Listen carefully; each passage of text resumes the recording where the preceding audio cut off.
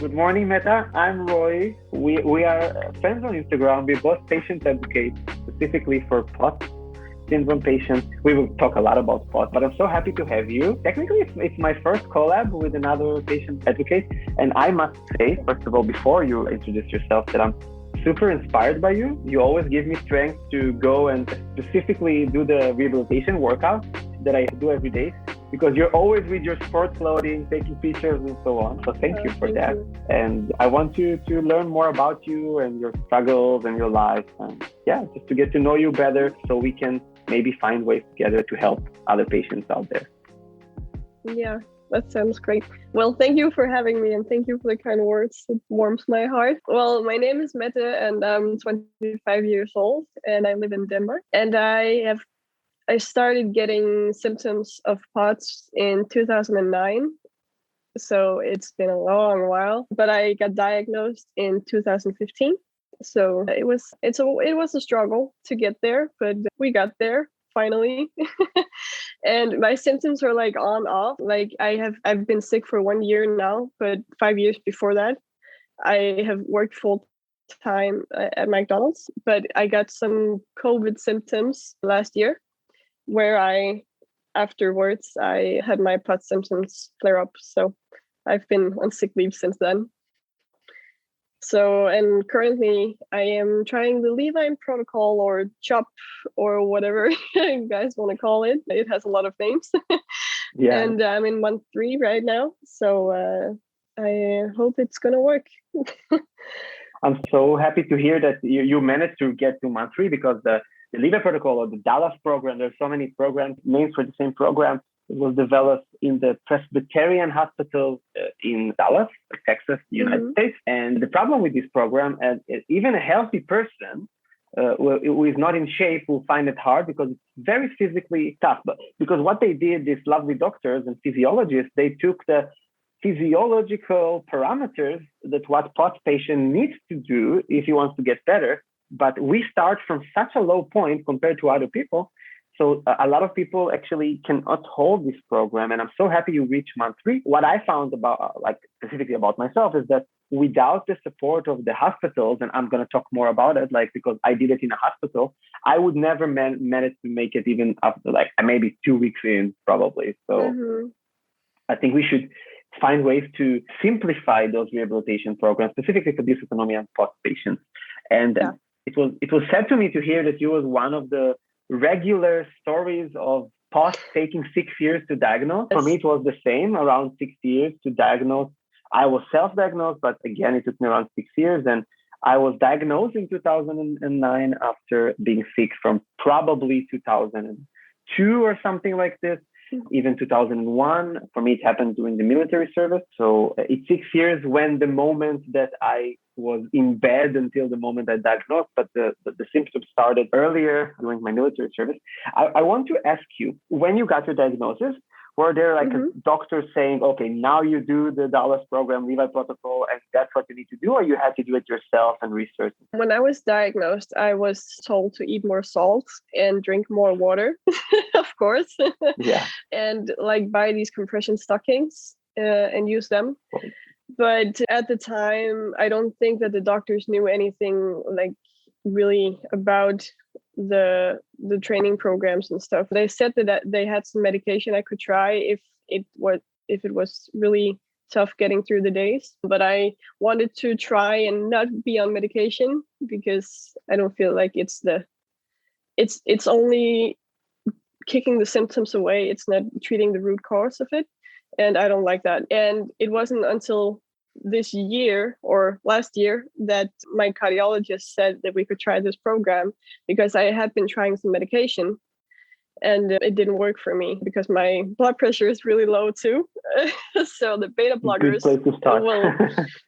So, but at first he was like, if you can do it by yourself, you can try to. But he was also like, another patient he had some help from physiotherapists at the hospital. But my cardiologist is in a whole other city than where I live. So he couldn't get me into the hospital in physical therapy. But I do get a help from a physiotherapist in my city, and I have my primary care doctor to call if anything happens or anything. And then I have like phone calls with my cardiologist once in a while to talk to him about how it's going, stuff. So it actually seems to me like even in the best healthcare systems in the world, like we hear in Netherlands, Israel, Denmark, those very famous healthcare systems, it still seems like that it's kind of a DIY medicine kind of with POTS, because we have to find hacks. Like for me, I had to convince this nice physiotherapist that actually treated my shoulder because I had something orthopedical not related to POTS. I had to beg her to learn the Dallas program and to help me kind of using the facilities in the clinic. Like this is how I started, because what we did in Israel was pretty crazy. We institutionalized and nationalized the rehabilitation programs. But in many countries, if you don't know somebody or your doctor is kind enough to refer you to somebody, there is nothing organized because there is not enough masses yet of people with POTS to have some sort of rehabilitation program. So what we're trying to do in Dysautonomia Israel, and I'm trying to set up a European, pan-European Dysautonomia society, is to find a way to kind of democratize kind of the rehabilitation program, because it's so simple for a member of the community, like occupational therapist, physical therapist, even fitness trainer, to learn it and to help those POTS patients. And the only concern medical doctors have is that in the very, very bad stages of POTS, you can faint from everything or anything small that they trigger you. So we're trying to solve that. And there are a lot of technology solutions for remote physical therapy, but it's just crazy that I'm getting emails every week or DMs from people that says like, I didn't even never heard about this program, and I don't even know who to talk to. In the States, it's crazy because sometimes people need to travel 300 kilometers to see a doctor who even heard about POTS, right? We live in small countries relatively, so it's less of a problem. But I think that you said something super, super interesting there, is that you have medication on, I had medication on, and we don't want just to extinguish, just to put away like a fire, put away the symptoms. We want to get better. But in POTS, we have something super interesting. We have this crazy chicken and egg situation that we're too weak to do exercise. And if we don't do exercise, we're too sick. So it's like we have to balance this all the time. So if I don't walk for 2 weeks, if I stop doing my daily walks, jogging, like in 2 weeks, I have all the symptoms back. But in sometimes, like during summer in Israel, now I live in Europe, but in Israel, it can be 38 degrees or something. And in Tel Aviv, it's too hot to do exercise. So how do you deal with this daily struggle of balancing this level? Oh, it can be hard, but well, Denmark is not really that hot of a country, so the weather is not a problem here. Yeah, exactly. But I think it's more about the motivation, and you have to remember what motivates you and why you're doing it to get to go to the gym every day or do it at home. I would recommend going to the gym because it's easier mentally than it is at home. And also there's the social thing by going to the gym, and there's more people around you if you have to feel like symptomatic during a workout. But yeah, I just try to remember why I'm doing it. And if I don't go, I can end up being in bed, and I don't want that. So that's what motivates me. It's like do the work or get worse. So there's no in between.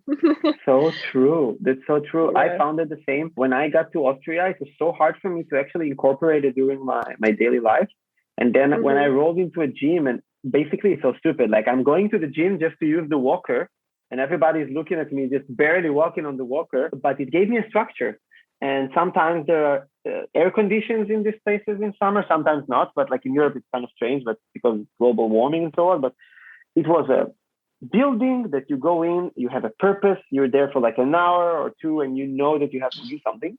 And it took me a long, long time to get to the point that I don't need the gym, and that my daily walk is actually also a mindful activity, not only a sport activity, which leads me to the next question. How do you incorporate mindfulness into your rehabilitation? Because I see you do a lot of those, like yoga and other stuff. So can you tell me more about it?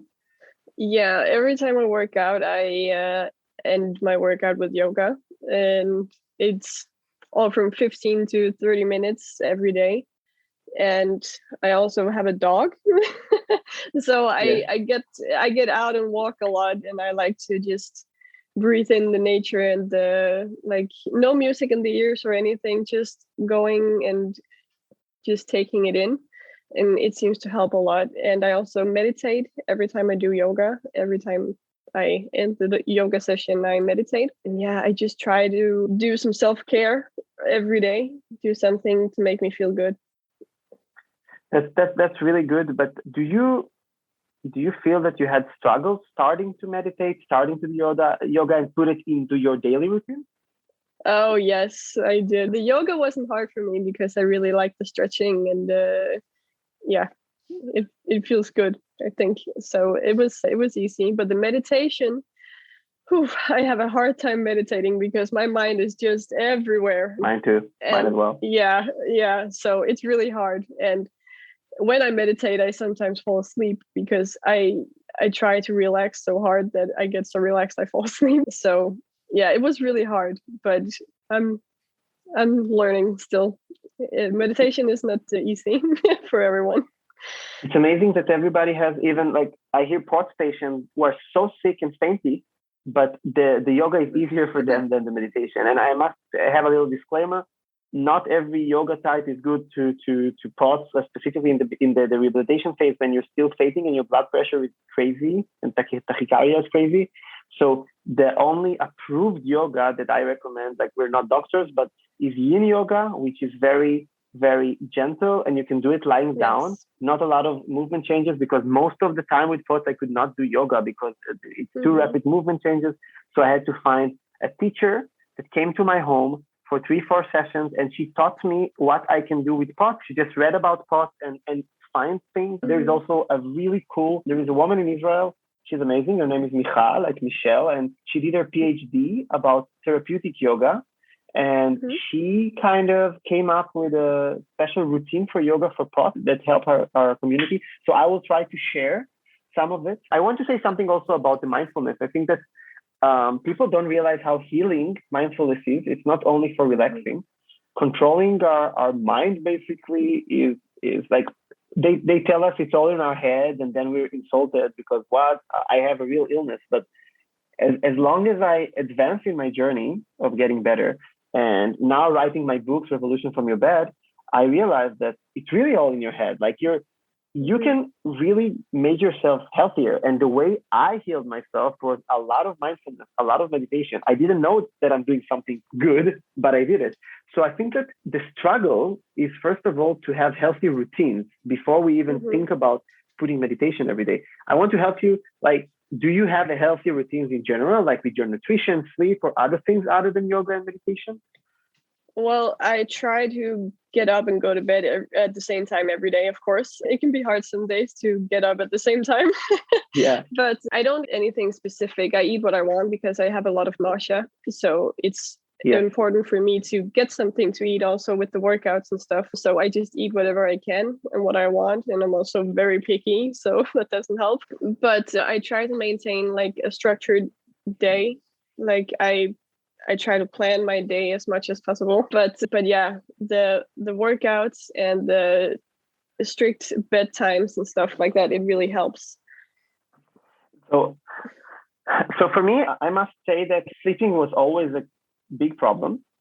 Nutrition, I'm a foodie. I'm not very picky, but I found that it was very hard to eat large meals with POTS. So I had to divide it into like small 5 meals or so a day. But also, when POTS started, I had a crazy year of nausea, and I lost almost 30 kilograms, and I was admitted to a hospital not because of POTS, but because of weight loss in the beginning. Because you know how it feels. You're so nauseated you cannot eat. So I tried shakes and soups and everything. And I think that today we have much more tools than what I had like 15 years ago. That we have special shakes, special salt liquids. We have like solutions, technologically solutions, and nutritional solutions for every stage of POTS. And for me specifically, it varies, but what I did is figure out what's kind of irritating my immune system and my body and try to really eat healthy and avoid it. So for me, it was dairy. I was always lactose intolerant. Like you're Danish, so 99% of Danish people don't have lactose intolerance by studies. But I had lactose intolerance, so I just took away completely dairy. I didn't eat fried. I didn't eat processed. I really ate herbs, beans, like green leaf vegetables, very little meat, more tofu and stuff like this. And for the 2 years of recovery, I really ate so clean and I felt it helped me. And dealing with insomnia, that is the other problems with our daily life, I had to find techniques to really fight it, because even if we sleep 8 hours, we're probably not going to feel so much refreshed, especially in the rehabilitation phase, right? You can wake up after 12 hours and say, wow, I'm so tired, I want to go back to sleep. Yeah. So we need to find techniques to use it. And it's okay in the first stages to consult your doctors. Like I'm not for taking sleep medications, but melatonin or other, like there are so many herbal remedies that are approved and can be used at least in the beginning, because when our autonomic nervous system response is crazy, sometimes when we lay in bed and go to sleep, the body thinks we're being chased by a tiger, so we cannot fall asleep, because it's this fight or flight, always like this kicking in. And I think the main challenge is to balance it. And when I was rehabilitated, there is nothing there. Even YouTube was kind of new. It was no tools, no Spotify, nothing like guided meditations and so on. And today there are so many tools. And what I wanted to ask you is, have you heard about this crazy, I think it's called DNSR program, that you can neuro-program your neurological system to kind of balance this fight or flight reaction. And I hear that from some people in Israel that did it, some of our community members, that most of the POTS symptoms went away. So we have programs, we have technologies to deal with it. But I feel that what you did, and I don't see it with a lot of patients because I follow a lot of POTS patients throughout social media, is that you are putting rehabilitation first. Yes. And some people are just doing, I will kind of try to live my life and I'm falling and getting up. And you said, okay, let's stop for a second and I will get better and then go back to life. So I wanted to ask you, are you able to work or study during this rehabilitation phase right now? I did study, but it was like really light study work. So it wasn't that demanding for me. But I want to go back to study in August if I can. But right now I can't work and I can't study right now as it looks, because I have this very fatigue that I deal with every day, and it doesn't matter how much I sleep and whatever I do. Yeah. So if I go to the gym, for example, I can sit on the bike, and if I close my eyes, I just tend to almost fall asleep because I'm so tired all the time. Yeah. And the same thing happens when I read and when I sit in front of the computer and stuff. So I have to be able to take breaks when I need them, or like stand up and walk around, because or else I'm going to fall asleep when I'm sitting. And I feel like that's not possible if I have a job, and it's not possible if I go to school. So what I do if I'm going to study in August is that it's going to be online, so I can do everything in my own pace.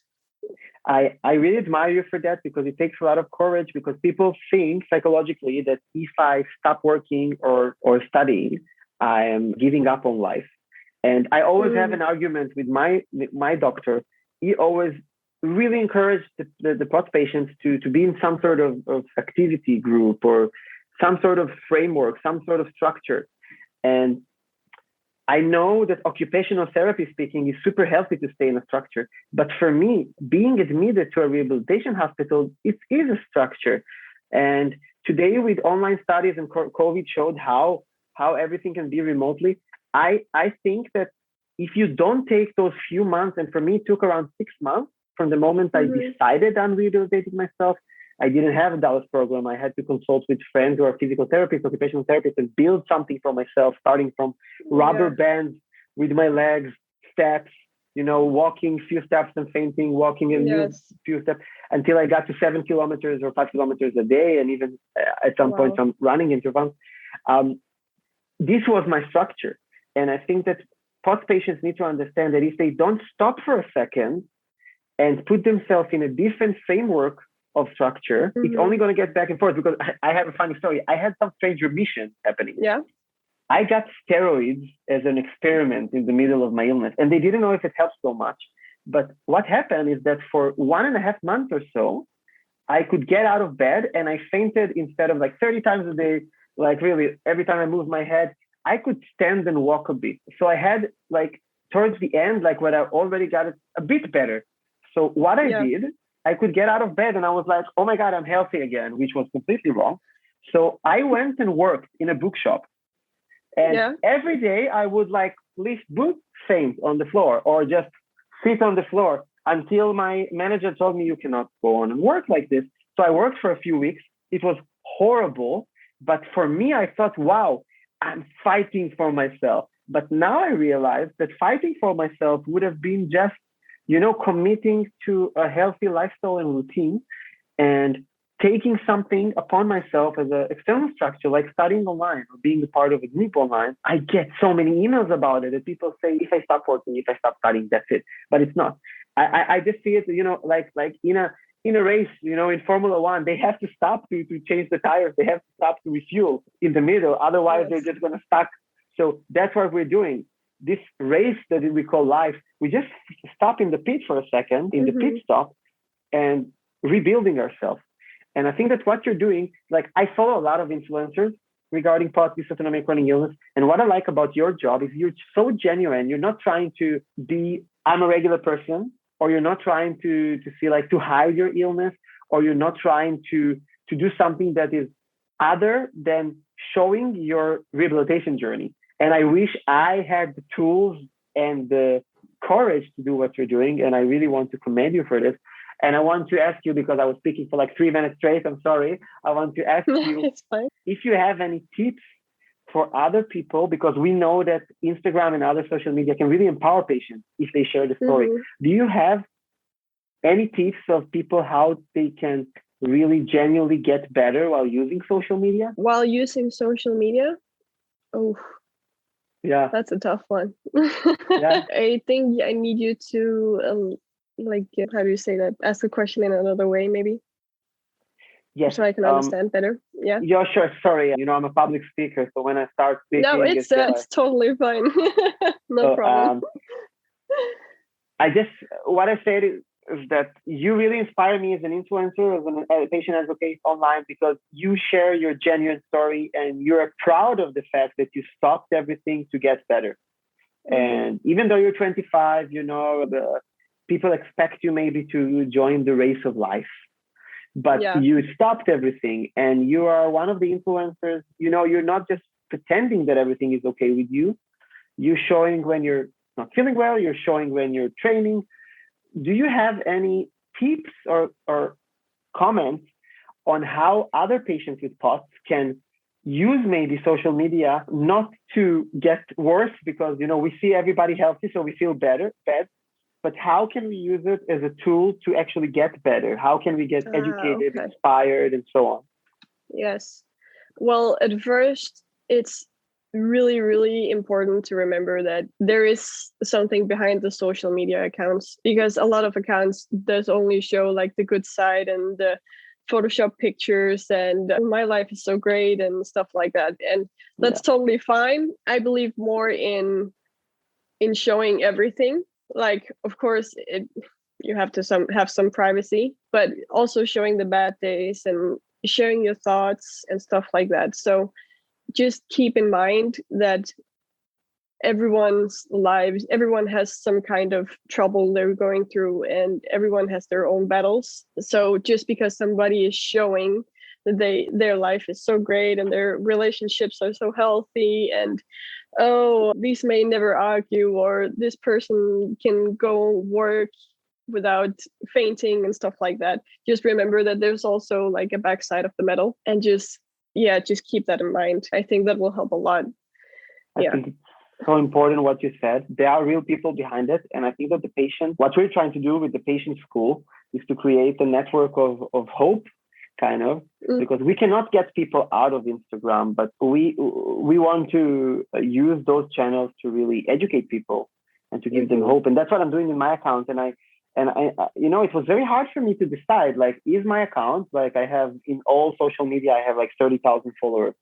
Like, am I an entrepreneur that I had a disease or illness and now I'm better, so everything is good? Or am I struggling? And it's so hard. And eventually what people really are inspired by is you being genuine, you showing your real life. I had a very famous live that I did, and it was a series of stories that thousands of people watched, that I was in an airport in Belgrade. I gave a talk there, and I was in 9 countries in 7 days. And I was just laying on a bench in the airport, and I could not get up. I was so potsy after a while without symptoms almost. And I just shared it because I think that it's so important for people to understand that you waste a lot of energy trying to put yourself in this framework that everybody is healthy and I'm not healthy, and one day I'll be healthy, or showing that you're okay. And it's okay to let go. I think it's okay to let go for a second and say, I'm all about getting better. And I always say to my followers, if somebody is making you feel bad, you watch it and you're like, I don't want to like it. Just unfollow people. Yeah, exactly. Yeah. Create your own ecosystem in all social media. Follow only people who gives you hope. Yes. I've unfollowed a lot of people on Instagram that I started following because they had the same illness, or they had some other things that they were struggling with, or they reached out to me and was like, hey, I'm also struggling and stuff, and maybe we should support each other. And I'm all for that. But as the time went by, I could see that posts were very negative and very like, I feel so bad, and it's totally fine. I also share when I feel bad and stuff, but it was really just like, then they started, how can I say this, being negative towards healthy people, like being very, oh, don't tell me this, don't tell me that, and stuff like that. And I was like, I don't need this, because I don't mind people telling me, have you tried this? Have you tried this? Have you tried this? Of course, it can be a lot. And you can be like, oh, 5 people already mentioned that. And yes, I have tried yoga. Yes, I have tried drinking water. Yes, I have been walking and stuff like that. But they just do it because they care about you. And I don't need to follow people who put people down because they try to help other people. I can't deal with that. So I unfollowed those people and the people who are very negative in their posts, because I try to focus on being positive no matter what. Of course, you have to allow yourself to be sad and angry and stuff like that, because it is hard having an invisible illness, and it's okay to be sad and mourn the life you had before or stuff like that. But it's also very important, as you said, keeping the mental healthy, because it will heal you. Not maybe it won't heal you like medication will, for example, or like the program I'm doing right now will, but it will definitely help you stay motivated, and it will definitely help you feel better in somehow. I really agree, and I look at those complaints as memes. For me, it's like that's what it is for me, because this negativity, like, I understand where it comes from. Patients are falling between the cracks. And when you lose your support system, when your family turns against you, or your friends turns against you, we've all been there. Like, they don't believe you. When you're not diagnosed for 5-6 years, people stop believing you, even your loved ones. And when I talked to a psychologist about it, she told me that, of course, your mom or your sister or your brother or your best friend, they kind of disappoint you, because for them, it's heartbreaking to see somebody like you, so loved, being kind of, faded away into something. But I really think that we have the control on 2 things. First of all, our mind, to have like this mental hygiene that is super important. And we are now using state-of-the-art evidence-based tools in the Patient School app that will come up in a few months, to use tools that patients can teach themselves, mental hygiene techniques, to feel better, even if you're not diagnosed, even if your illness is in the liver, but you're still depressed because you have a chronic illness. So we least we take care of this part, and alongside nutrition and lifestyle and sleep, it's our health, and our social connection. But we shouldn't forget that the support system are super important, and it's super important to ask for help. And a lot of patients do not ask for help. and do not ask for support, even if they feel very down. So I will mention here again, there is this beautiful project in Germany called Body Help. It's friends of mine that started this. It's a free chat with a therapist or with a volunteer that is trained to help people in distress, but not only in distress, also in any life difficulty and in chronic illness. So I will tag them in this video or story. And I think we should learn how to ask help.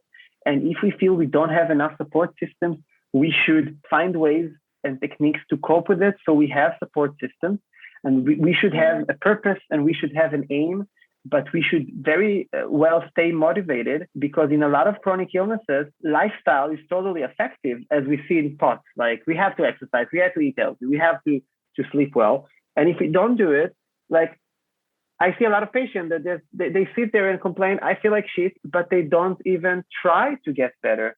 And I think I understand them. I understand the mental block.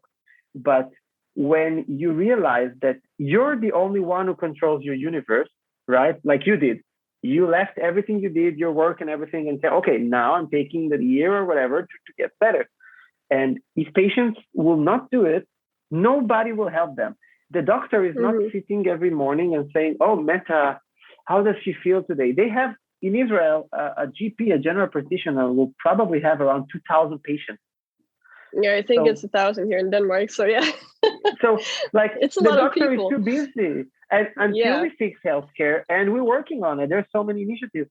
We as patients must come together and support each other, do collaboration, push each other, set up communities. If you don't have a community in your country, like I see it, some people talk to me, oh, but in Cyprus, we don't have a community. Start it. Talk to me. We will give you the template of how to start a community, like we did in Israel. I was alone. I had no patients to talk to. And when I got a bit better, I started a Facebook group that became like a charity and now a national association kind of that supports POC patients. Because if you don't do it, nobody will. You cannot sit at home, wait that somebody else will do it, because we are all feeling shit. We are all too sick and too tired and too fatigued. So nobody will, like we say in Hebrew, raise the glove and do it. So I think that before we summarize this call, because I don't want to fatigue you, I know how hard it is for POTS patients to speak a lot too and to sleep like this. I want to ask you if you have any comments or anything you want to say to the people who watches us, because I think that you've been very influential to me and to other people. And I want to hear if you can like summarize and say, what are like your 3 or 5 tips that you can give patients if they want to feel better with POTS?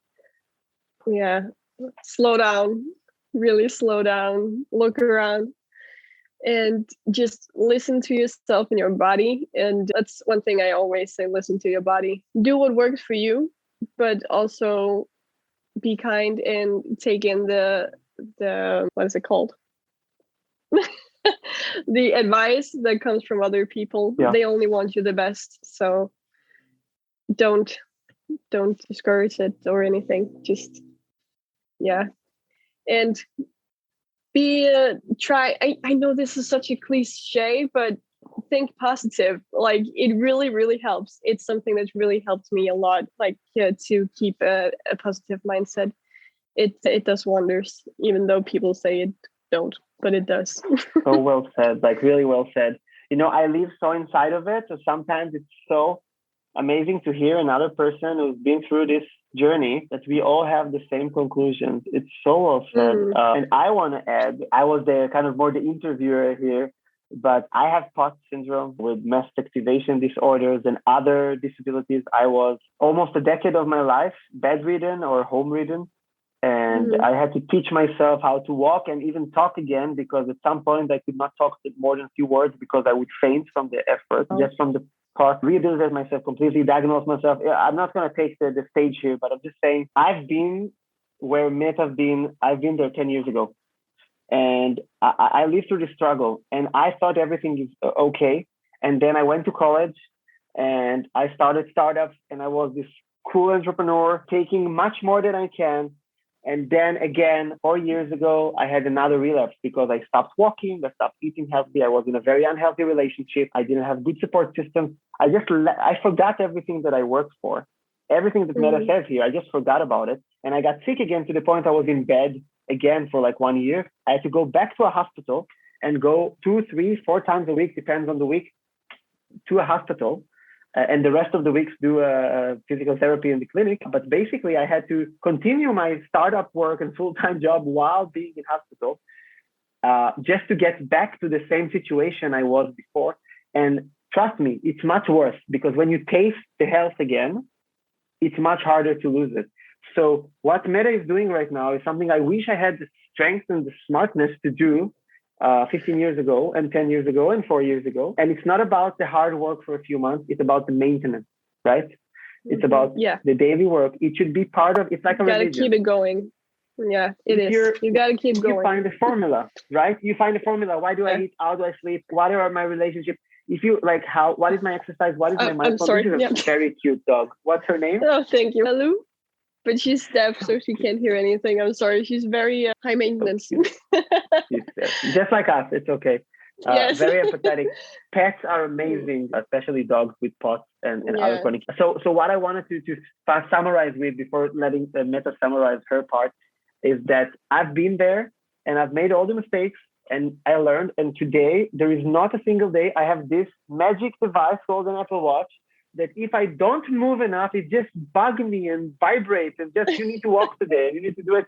But if you don't have enough money for it, you can buy a Xiaomi watch in like 20 euros or 15 euros that does basically the same for fitness, because it counts your step and your activity. And what I've liked about Apple is that they have the rings. You need to complete enough movement, enough standing, enough activity, enough mindfulness, sleep, and so on. So no matter which fitness tracker is it, just put it in your calendar. I wake up every morning. I do 15 minutes of yoga, 5 minutes of meditation. And then I take a break every day, no matter how crazy my day is, to do some mindful activity. And then at 6 in the evening, every day I go up for between half an hour to 1 hour, depends on the weather. And I do walking, jogging, depends on my ability. I do some power stuff if I can to maintain my health. I eat crazy healthy because we have a lot of IBS cases in POTS. So last year I just couldn't eat anymore anything because my POTS IBS was so serious. So I eat so healthy, unprocessed, and FODMAP friendly. And I try to sleep as healthy as I can. I used stuff like melatonin for a while, but now I have my healthy sleep routines. Like I go to bed, I listen to a meditation, I read a book. I don't use screens. I use Kindle because it's much healthier with the blue light. This is what I'm doing, and I'm talking so much. And now Mette can summarize what she's doing, and we can end this call so she can go on with her rehabilitation routine. Yeah, it's so fun. It's so good. Well, I would just like to say that if you just keep your head high and keep your mind positive, and as I've said like 15,000 times now, try to eat smaller meals. Remember to get your water and your salt, even though it sounds crazy, it really does make a difference. Yeah. Try and stay motivated. Find something that really motivates you to keep going and really just fight. But also remember to take a break sometimes and do something that makes you feel good. It's so well said. Pretty much. Sorry, go on. Sorry.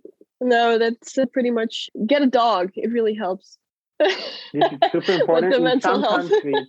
Yeah, in some countries, also for the general POTS or warning for fainting and so on. In some countries, POTS patients, so dysautonomia patients, can get service dogs. It's very expensive to train and so on, and you need to work with a charity. We're trying in Israel. It's very difficult. But in some countries, it's already happening, like in some states in the United States and in Canada. We can get and give more information, and we would love to hear from you if you have information about how to get a service dog. But even if not, and just a regular pet, regular dog, possibly. I love all pets, but I don't know. I found that dogs specifically, because of their empathy, can be really therapeutic. Cats are being proven scientifically to lower blood pressure as well. But I didn't have enough experience. I think that the difference between me and Mette in general, not only because she's much stronger in the rehabilitation, is that I speak a lot and she does a lot. No, I'm just kidding. She just summarized everything well better than me. We will ask my team that is watching this video right now to summarize in text and my tips. And I really hope that people will take it and use it and do something, because we are talking about real life experience, not just reading articles and books and other influencers' materials. And I really call here on this stage to every patient with chronic illness, or specifically dysphagia and so on, to you can talk to us, follow us, you can talk to us. Like people sometimes say, I'm sorry to bother you. Can I ask you a question? Like I'm not Elvis Presley. And even if I were like I was dead, but no, but you can talk to us. You can text us. You can ask questions. I'm answering every text that I can to help patients. I wrote a guide about how to get better with POTS. I need to translate it into other languages, but there's so many materials that we can refer you to. And if you haven't heard about it yet, there is an organization called Dysautonomia International that really supports all the research for POTS and the advocacy and education. So you should visit them and see what they have. And Mette, please summarize before I go on and talk forever again. Well, I don't know what to say. You said so much and said everything that needs to be said, I think. Just, of course, if anybody wants to reach out either to me or to you, feel free to do it, because the more we can help other people with POTS, the better. And of course, there's a lot of doctors who doesn't know a lot about POTS, so it's important that you educate yourself. And you can do this by reaching out to people like us, or just have the very high maintenance, or just research just in general on the internet. Join the support groups on Facebook and stuff like that, and just do everything you can to get to know yourself and your illness. Really, thank you for this word. And in Dysautonomia Israel, the charity, like the POTS Association, Dysautonomia Association of Israel, what we did is we created a one-pager for doctors, everything they need to know. So no matter which country you're from, please, if you need, just text us, or I can send you this page. We can translate it to every language that's needed. You know, it's not a problem to raise some funds together and pay it's like 40 euros to translate with the official translation to any language. I'm sure we can pitch in and translate it to as many languages as possible, because the doctors should be educated. And I'm mentoring medical students, and I'm speaking to students and nurses wherever in the world that wants to hear me. If you're listening to me right now and you want one of us to advocate, to come to a Zoom call, to speak somewhere about POTS, please let us know. We'll do it all the time because we care about it. So personally, educational-wise, awareness-wise, research-wise, anything you need. And I really recommend you to follow the Patient School page on Instagram. We're uploading material that can really help chronic illness patients. And the app will come in a few months and will be groundbreaking in helping patients feeling better. Yeah, we are very excited about it. And Mette, I'm so thankful that you took your precious rehabilitation time and your time to join us today, and I really hope your rehabilitation will end soon and you'll go to the maintenance stage and blossom even more. And I'm so happy we're friends and we're following each other, and that you're giving me inspiration every day with your rehabilitation. Every time I see you with this sweatsuit, I'm just putting mine and go out because I feel shame. So it's a good motivation. You're like my Instagram Apple Watch, so it's good. Oh, I'll be sure to post more then. Yeah, because I only share pizzas and stuff, so people think I'm like this guy who just sits and eats. I should share more of me walking every day and doing rehabilitation. That's a good idea. You should, yeah. I will, because I do it every day, and I sometimes take some selfies or stuff or stories, but it's not enough.